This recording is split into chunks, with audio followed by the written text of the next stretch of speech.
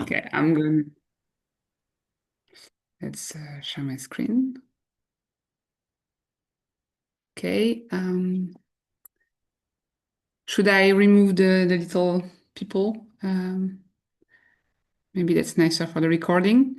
Yes, it is. All good. Yeah, is it nicer? Yeah. Okay, I will do that. Maybe I put it like that. Oh, okay.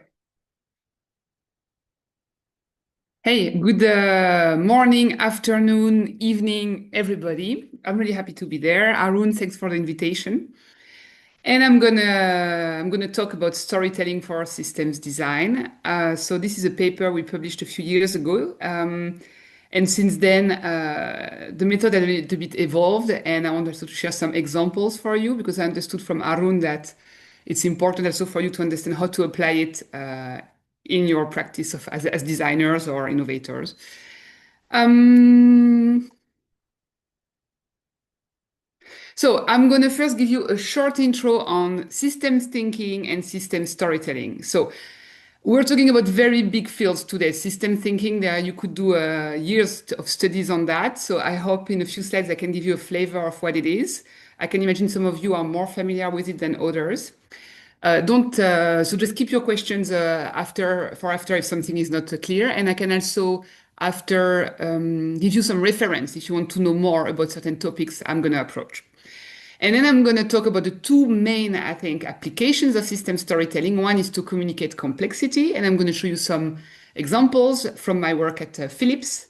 And I'm going to try to give you some tips to map complexity through stories and maps. And then I'm going to talk a bit more about the story aspect of systems. So, what are the values that we need for systems narratives? And again, I'm going to try to give you a few tips. So, it's not a full course on storytelling, but I hope it can help you in your practice. And I'm going to wrap up. So, what's system storytelling? So, first, let's start with system design. So, long time ago, I mean, we were trained in thinking, okay, in design, okay, we have a problem and we have a solution. But of course, the current challenges we have today are much more complex than that. There's not one problem and one solution. It's a lot of causes and consequence. So the idea is that there you map a lot of elements in the system. So those dots are not people per se. Those dots can be anything from a phenomenon to a variable that you want to increase, for instance, well-being of people in a certain neighborhood. And all those things are connected and they interact. So you want to understand the big picture of this complex system to know where to act to make the system evolve in a certain direction. So it's another philosophy. And when we try to design for this type of complex systems, it is very difficult. Um, so the problem is that those systems, they are undefined, they are open, and they're unpredictable. So you can make them as big as you want. If you talk about a societal challenge or a health challenge, yeah, actually you could analyze the whole planet. So you need to put some boundaries. If you put some boundaries, it means you're gonna not have all the parameters in your consideration because some parameters are going to be outside of the boundaries. And anyway, in your system, you will never be able to know everything. So all that makes it quite complicated. And I have three main challenges. So the first one is to communicate this complexity. So you can map as much as you want all the data, all the elements of the system. Let's say you understand it as a designer, as an analyst. How do you communicate that to stakeholders? So a lot of people do systems maps, and that can look like something like this picture on the left. And if you try to communicate that to stakeholders, they're going to hate it. I've tried it, so I can tell you. But I have solutions for that. The second thing is that because you cannot know everything, because the data is very heterogeneous, so the data can be hard facts, it can be emotions, it can be phenomenon. A lot of data is also tacit. You need a certain level of interpretation and intuition. And this is also very difficult in a world where we're very trained to also rely on objective and factual and analytical way of thinking. And finally, you need to think in terms of evolutions. So it's not that you're going to solve your problem and ta-da, that's it. A system is in constant evolution. So you understand your system, you act on it, it's going to shift a little bit, you reevaluate it, you react, etc. So Systems thinking, system design is a very big field in the academia. For it started really to become big in the 70s with Donella Meadows, but in practice, um, it's rising, but it is difficult still to implement really in practice because it's always too big, too abstract, etc. So I hope today I can share a few tools with you. So what is systemic design? This is a picture of a workshop we did in Philips where we were mapping a certain health experience. And if I would summarize this methodology, it's a way to take a big picture view on a wicked problem, so on a complex problem, to analyze all the complex dynamics of the connected issues in this problem, in this system, and then to identify the leverage points. So leverage point is a point in the system that you can turn, where you can act to move the whole system. So everything has an importance, but if you analyze your system, you have certain elements that are more critical. So you're going to act there and see what happens. And finally, systemic design is a way to also co-design with your stakeholders and to represent complexity to enable this co-design. Because of course, when we talk about big problems, you're not alone to act on it. Sorry.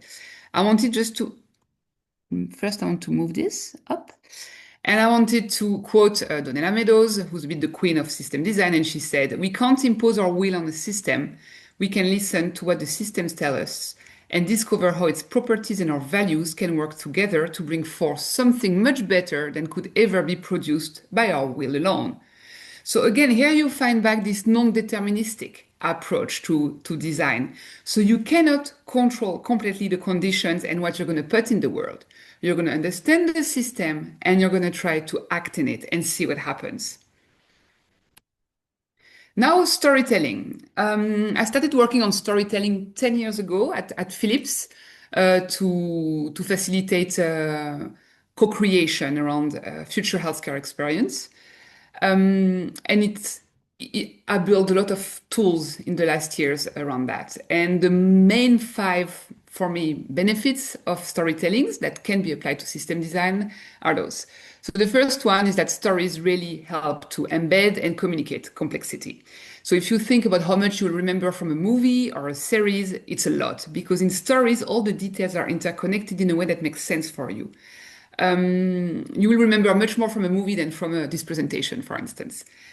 The second thing is that stories unlock imagination. That's not a secret. And it's very important in system thinking to stop being in your usual logical flow. So with stories, you can start thinking differently and have new ideas. A third one, very important, is that stories are able to connect the big picture to individual experience or tiny dynamics. And that's important if you think about big problems like environmental, societal problems. Those are very, very big issues. And through stories, you can have this big issue as a red thread, but the story tells about this issue through, for instance, a character story arc. So you can zoom in and zoom out between those different levels, which is very important in system thinking. The third one is that storytelling and especially story making, if you make stories with other people, it really helps thinking together. I've seen that. I had at the same table business people, market people, designers, users, people who usually do not talk the same language. I think you know that very well. And when you need to message them a little bit, but when they start to build stories together, for instance, around a user experience, around the service, they start to all chip in with their expertise and they all start to speak the same language. So it really works. And finally, stories build empathy. So through stories, you step in the shoes of the characters. And that's really, that can really be eye-opening to take other perspective. And that can be the perspective of stakeholders, of users, and that really has so motivates you to act for those people. So a little recap on what is a systemic story. So systemic stories even, because per definition in a system, you do not have one story. You have many people, many things that happen, and all those are stories. So this is something I found on internet, and that's all the story arcs of all the characters of Game of Thrones. So Game of Thrones is typically a systemic story. I think a lot of you know about Game of Thrones or have seen Game of Thrones. And there's a lot of characters. There's not really one main hero. There's a lot of heroes. Some work along, some conflict, some have shared interest, for instance, fighting the ice zombies from the north. Some have conflicting interests, for instance, they go to war for this castle or this woman or something like that. But all those stories intersect and represent a world, in that case, the world of Game of Thrones. So this is what systemic stories are. So we don't focus on one character, we focus on an ensemble of stories. And that really helps you understand how systems are multifaceted. And that really helps you understand how the interconnections between events and people. And if you also want to, if you work in transformation or design, that can also help you understand how to build collective agency. So we're not alone working towards one goal. We're working together, sometimes against each other, but hopefully together. And as I said, those stories help you zoom in and out. If you want to read a good book, also that's a good system story, I really like this book by Bernardine Evaristo. It's a book about an ensemble of women from African descent across several continents, and it also talks about the intersectionality with sexuality, all kind of things. It's a very, very good example, I think, of systemic stories. So now I'm going to go for the first benefit of systemic storytelling, and that's to communicate complexity. So systems maps. I think a lot of you have heard about system maps or made system map of same system map, and I call them the spaghetti dish because the one on the right, is something I took on internet, and it looks quite neat. I would say this is a pretty clean system map. But even that, if you try to share that with people, it's not gonna resonate as you wish it resonates. When you build a system map like that, you understand a lot yourself, but it is not a very, very good tool for co-creation. And I'm going to give you an example because I understood from Arun that you are so very interested in seeing a little bit examples of that. So this is a project we did with Philips 5 years ago. So at the time there was a question for an internal sustainability transformation.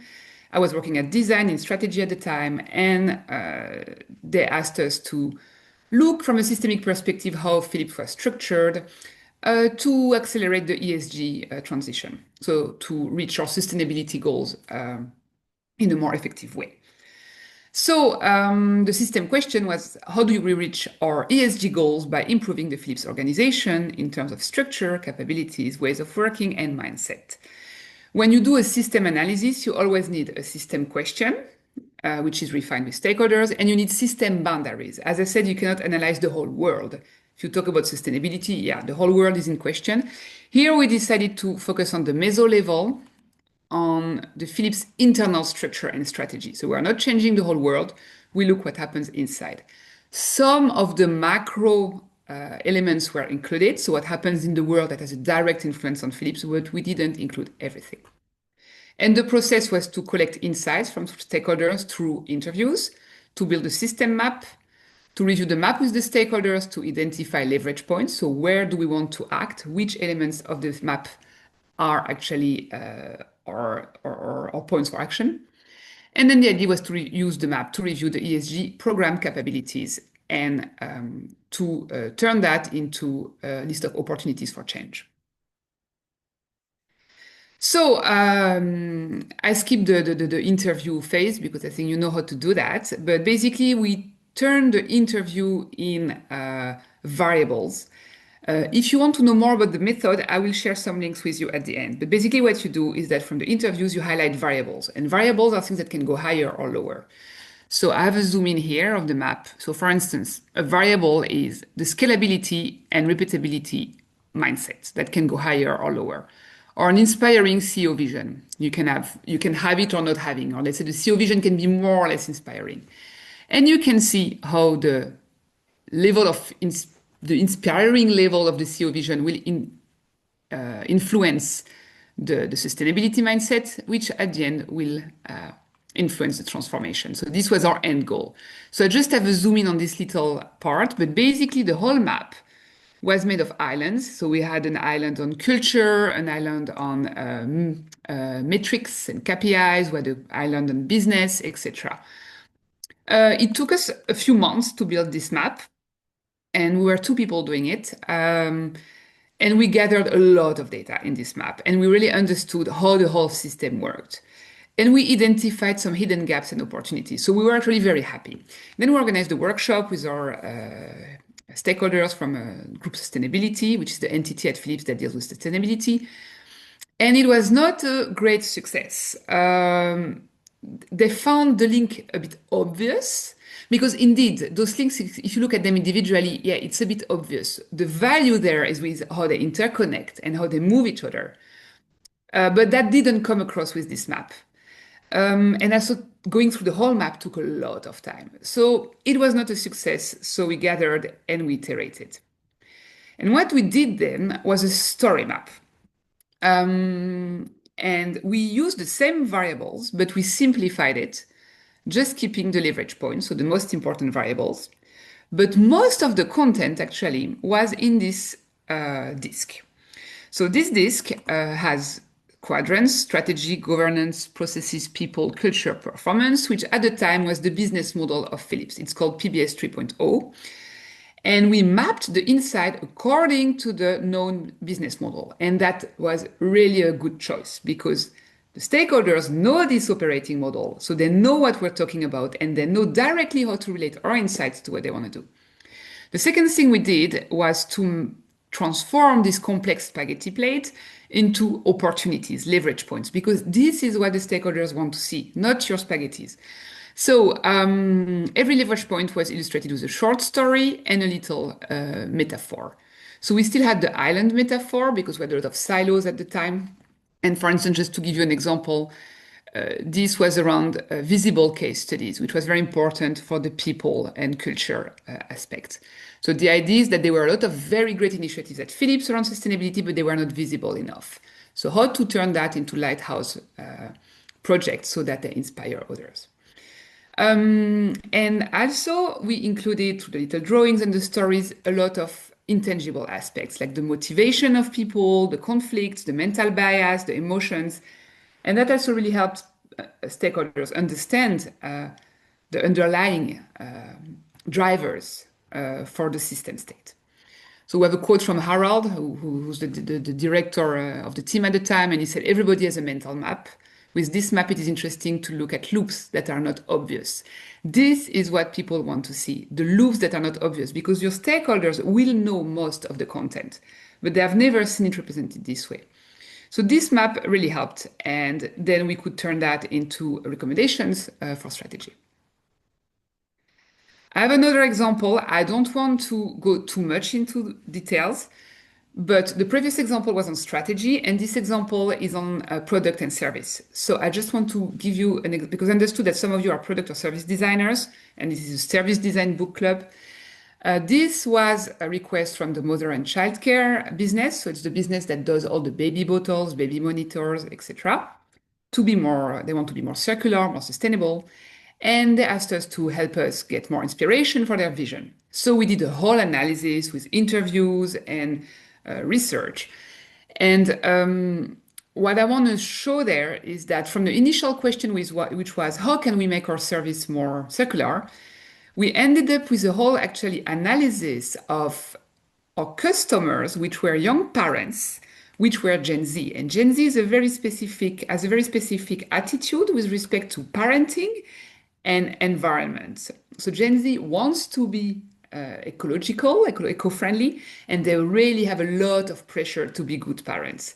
So a lot of the dragons that we identified, so here we really mapped them as dragons, were really about the anxiety that Gen Z young parents have around making the right choices for them, for their babies, and in front of the overwhelming amount of products they could buy.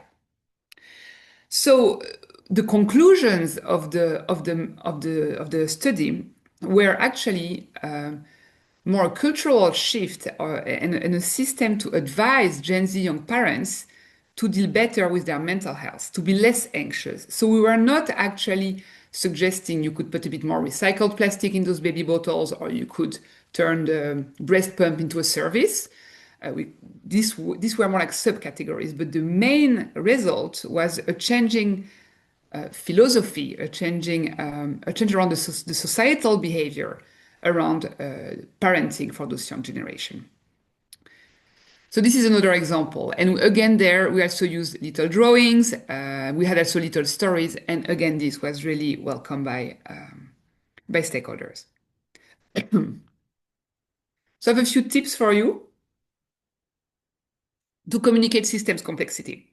So this, as I said, is not a whole course on systems mapping and system storytelling. But if you go there, what stakeholders want to see, I also worked on that a little bit at the university in Delft with students who were making systems map for stakeholders. So I analyzed what stakeholders wanted. What they want is to tap both on the logical side and on the more intuitive and creative side.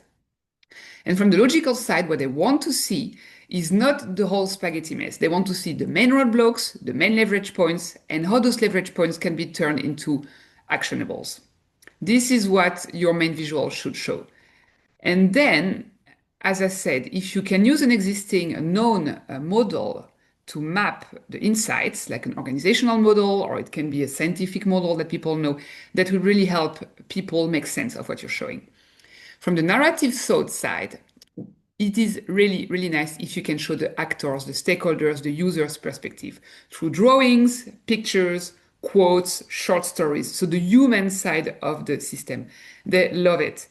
It builds empathy. And it also really helps if you find a metaphor for your system because it helps stimulate imagination and other ways of thinking. Now I'm going to go to my second part of the talk, which is systems narratives. And here I'm going to start a little bit from scratch with a bit of basics on storytelling. So the link with systems is going to come a little bit later. So if you go to a storytelling class in basic course, which I recommend, by the way, because it's very useful in any fields of your life, professional and private, the first thing they're going to teach you is to build a good story, you need to have a character who wants something very bad. And through this wanting, they're gonna enter an adventure. And through this adventure, they're gonna struggle. It's not gonna be easy to get what they want. And through this struggle, they're gonna change. That's your story. And actually, if you look at the stories that are told in Netflix or lots of books we read, a lot, I don't say all, but a lot of stories are based on this structure. Going a little bit further, I want to introduce the Campbell's hero's journey. So maybe some of you know it. I will recap it. So Campbell was a gentleman who, I don't know, in the 50s or 60s, analyzed, I think, 3,000 stories from all over the world, also from different eras. And he said all those stories have the same structure. I cannot tell you if the choice of story he made was really representative. I don't know that, but the results were this hero's journey. This hero's journey was used by George Lucas to build Star Wars, and after that, it became hugely popular. So now, if you pitch a movie at Netflix, you need to have a script that follows the hero's journey. So it starts from an ordinary world and it goes to a special world. So yeah. So it starts with a hero that has a call to adventure. At the beginning, the hero is not really motivated to go. And then they meet a mentor or an event that says, oh, okay, I'm gonna go. They go for the adventure and they go to the special world. Keep in mind that this world thing can be a physical world, like a new country or a new city or a new job, but can be also in your head. Sometimes it's just certain habits, certain ways of thinking or being, and the special world is a new way of being. Then the hero, once he has crossed the threshold, goes through adventure and struggles, and they have enemies and friends and foes, and at the end there's a climax, so they fight the dragon. Again, it can be a real dragon or a metaphorical dragon. There's a reward, a treasure, they have transformed and they come back. So there is this resurrection thing. This is really, really omnipresent. We are really brainwashed with this story, and I do not say it is a bad story. It is a very, very engaging story arc. It does work to engage people, but it is not the only way to create stories. And this is where come the systemic approach. So the hero's journey is really the dominant Western narrative.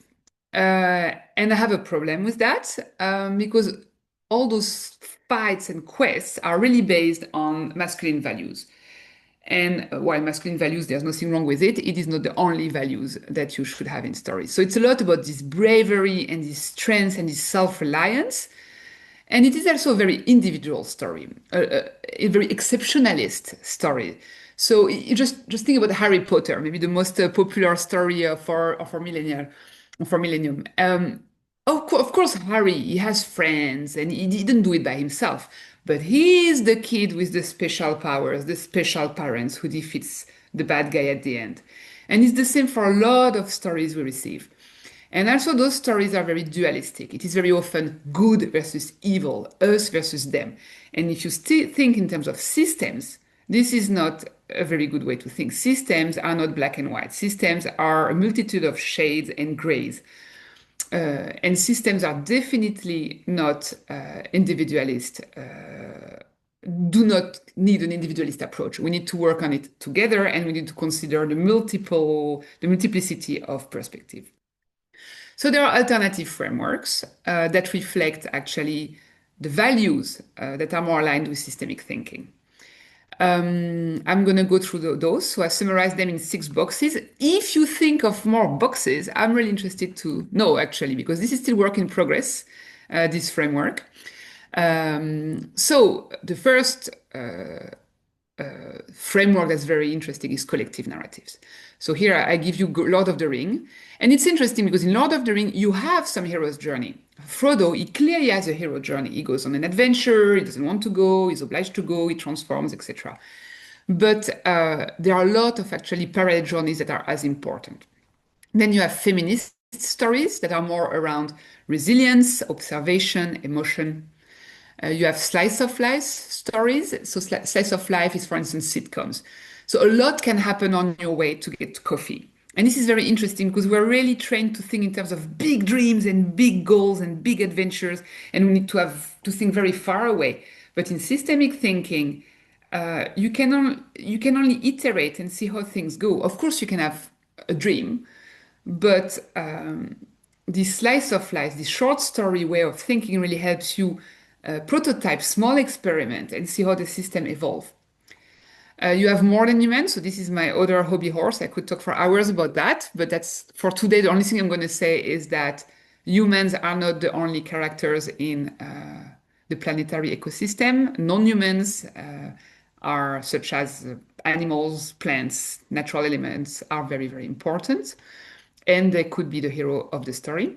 We have anti-heroes. So anti-heroes is a way to see your character as flawed, as imperfect, as maybe bad. We are not perfect. There is a strive for growth and perfection in improving ourselves, while maybe in system thinking, there is a lot to be gained in just accepting how we are and working with that. And finally, I really like absurdist stories, so like Alice in Wonderland. And this is the idea that you do not understand everything. You do not have control over what's around you, and you just wander in a complex system that only very relatively makes sense.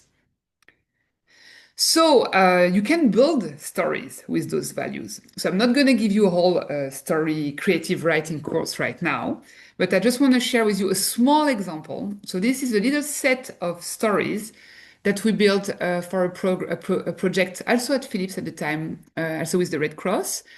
And the idea was to communicate some design research that was done there on primary care for pregnant women in Kenya, and especially in remote areas. And it's very important to consider the cultural habits, the actors that are actually helping those women with their pregnancy and with the delivery in the village, for instance.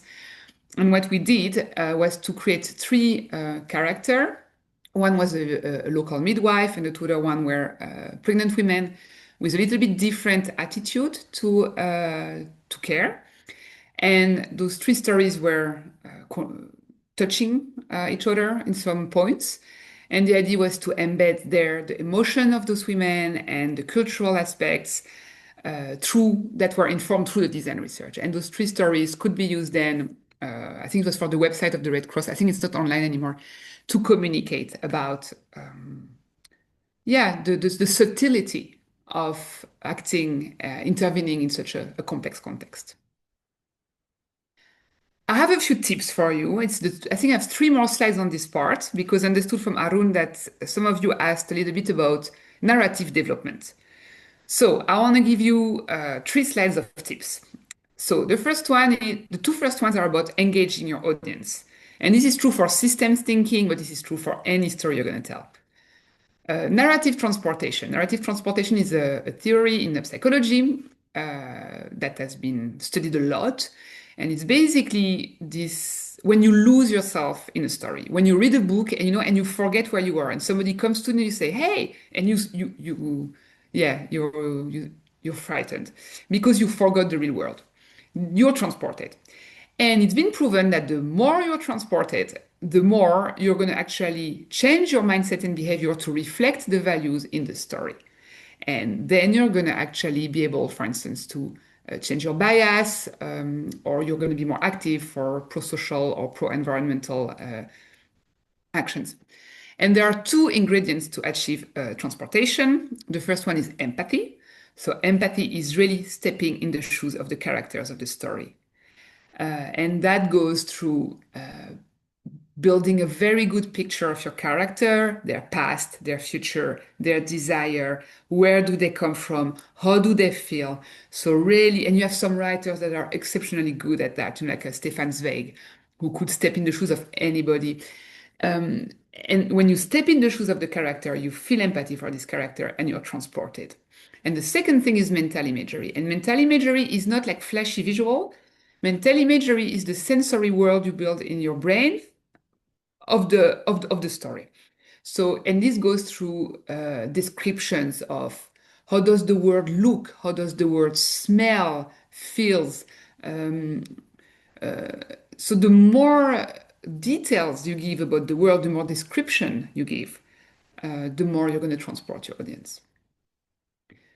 The second way to look at it is from Aristotle. So Aristotle built this model a long time ago on persuasion techniques. And he says if you tell a story, you have three axes. You have logos, which is the logical. So you need to have the facts that make sense logically. Pathos is the emotion. Your audience needs to feel something. And ethos is, let's say, the respect and the credibility, the respect for the storyteller and the credibility it has. Those three are important, but it's nice to think when you tell a story to an audience, what will work the best with your audience? For instance, what I've seen is, for instance, with very technical people, sometimes logos works the best. So you need to really have a lot of facts. But for some other people, you need a lot of emotion. For some other people, if the storyteller is somebody they really admire, they're going to be much more engaged with the story.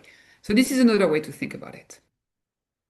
And finally, I have a little list of tips for systemic narrative development. So the first one, I said it's in-depth character creation. So sometime in design, I see persona, and the persona is like, meet Mary, she's 35, she's a nurse, she's a bit stressed, and she has a dog.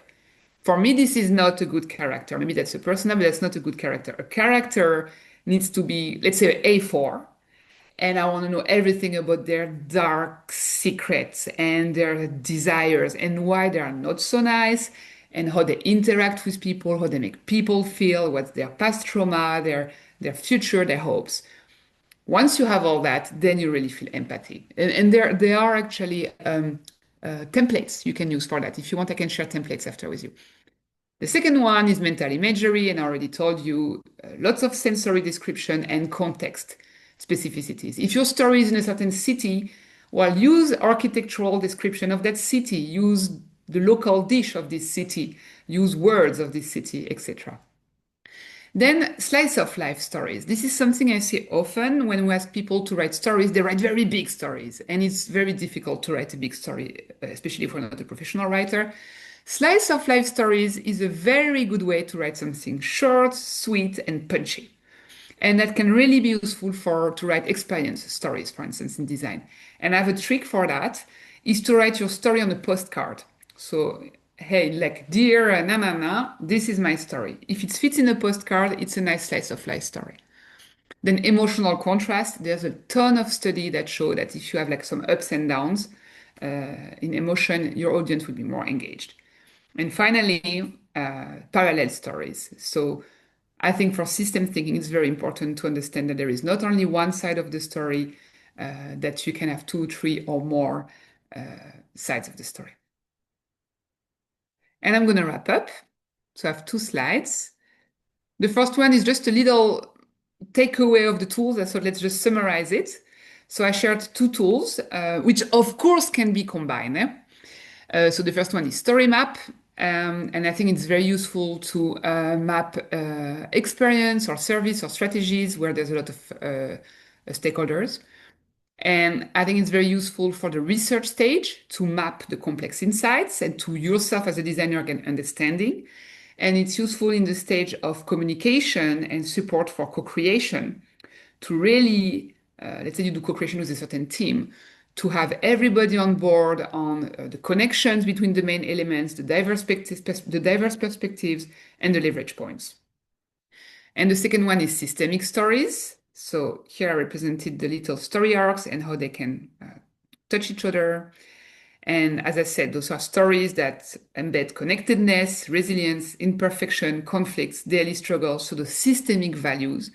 I mean, here I would like to see a cultural shift actually driven by those systemic stories. And I think this can be very useful if you want to contextualize data around experience or culture in your projects. And that can also be very useful when you try to communicate diverse perspective, especially when you deal with diversity and inclusion or cross-silo collaboration or even team building. Once I applied that to team building. So you have your different teammates who build their little story arcs, and you see how those stories conflict. So a lot of those tools are applied in a workshop setting. And my final words.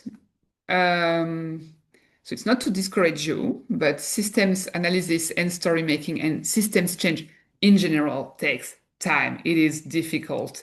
There's no quick trick. There's no fast solution. So it's about being resilient again and persistent and accepting failure and taking also an iterative approach. And I have two reads that might be interesting for you, but if you have more questions, ask me and I will give you other reads.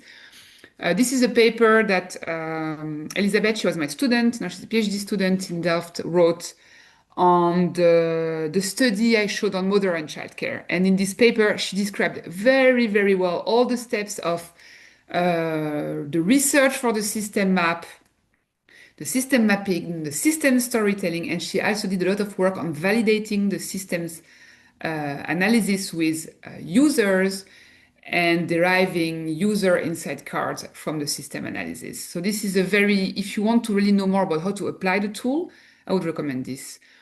If you want to know more about the story values, the systemic story values, there is this tiny read by Ursula Le Guin. She's a very famous sci-fi writer, and she wrote this 7-page essay. So it's quite short. It's a very easy read. The Carrier Bag of Fiction. I love it. It really shows you how we can approach storytelling differently. Yes, as I said, be persistent because what I see very often, you can come with the best systems analysis and you show it with your stakeholders. And let's say you made it right, they're happy, they love it. But very often the opportunities that are identified fall in the gaps. Basically, it's nobody's responsibility. It's not in their roadmap, it's not in their KPIs. So who is going to do it? Hey. So this is where you need to keep drilling. And one of the ways to act, because this is very nice to analyze things, but how do we act? Is to start small, for instance, a pilot intervention at a leverage point, and to scale up. And for this specific part, I would like to recommend you to this read by Simona Rocchi. She was driving the